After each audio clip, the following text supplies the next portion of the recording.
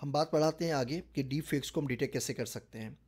US department of defence की agency है DARPA, उन्होंने एक टूल बनाया ये मालूम करने के लिए हम कि डीप फेक को वीडियोस को किस तरीके से डिटेक्ट कर सकते हैं।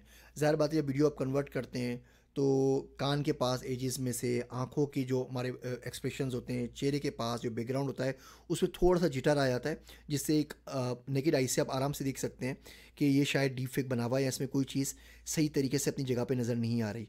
फेशियल एक्सप्रेशन में कोई मसला हुआ है।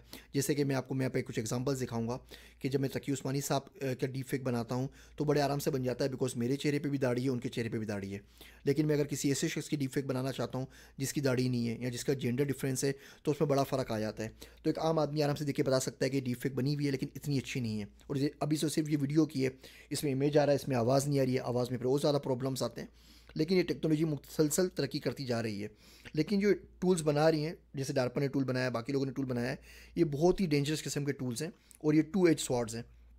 बिकॉज मैं क्या करूँगा, मैं एक डीप फेक वीडियो बनाऊंगा और इस टूल में डिटेक्ट करूँगा कि टूल इसको डिटेक्ट कर रहा है या नहीं कर रहा। अगर डिटेक्ट कर लिया तो मैं वीडियो को फिर इंप्रूव करूँगा। उस टूल की मदद से जो डिटेक्शन हो रही है उसकी तमाम की तमाम लर्निंग को मैं अपने न्यूरल नेटवर्क में इस्तेमाल करके उसको इंप्रूव करता चले जाऊँगा जब तक कि वो टूल इसको डिटेक्ट ना कर सके। तो अगर ऐसा कोई टूल मेरे हाथ में आ गया तो मैं एक परफेक्ट एल्गोरिथम बना सकता हूँ डीप फेक टेक्नोलॉजी का, जिसको दुनिया में कोई भी डिटेक्ट ना कर सके। तो उस टूल को आप ना इस्तेमाल कर सकते हैं ना उसको रिलीज़ कर सकते हैं, क्योंकि जैसे आपने उसको मासी में पब्लिकली रिलीज़ किया, लोग उसी टूल को यूज़ करके ऐसी डीप फेक बनाएंगे जिसको डिटेक्ट ना किया जा सके। तो बड़ी ऑक्सीमोरोनिक किस्म की सिचुएशन हमारे पास हो गई है। तो इसके को रेगुलेट करने के लिए लॉज अभी हमारे पास मौजूद नहीं है। यूएस में भी कुछ लॉज हुए हैं, पास हुए हैं, जिसके तहत इलेक्शन के अंदर मैनिपुलेशन को इसको क्राइम करार दिया गया है। लेकिन बाकी चीज़ों का क्या, जैसे मैंने आपको फैमिली रिलेशन का बताया, पॉलिटिकल फिगर्स का बताया, सेलिब्रिटीज़ का बताया, माइक्रोसॉफ्ट फेसबुक ने इसके ऊपर बहुत सारी मिलियंस ऑफ डॉलर्स की फंडिंग की है। परहैप्स ये आपके लिए बहुत अच्छा टॉपिक है पीएचडी करने के लिए।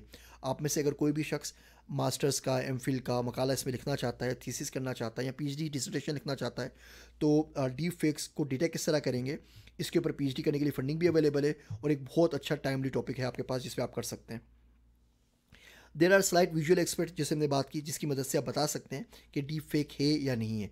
लेकिन जिस तेज़ी से टेक्नोलॉजी इंप्रूव कर रही है, ये हमारे लिए मुश्किल से मुश्किल तरीन होता जा रहा है कि हम डीप फेक को किस तरीके से स्पॉट करें।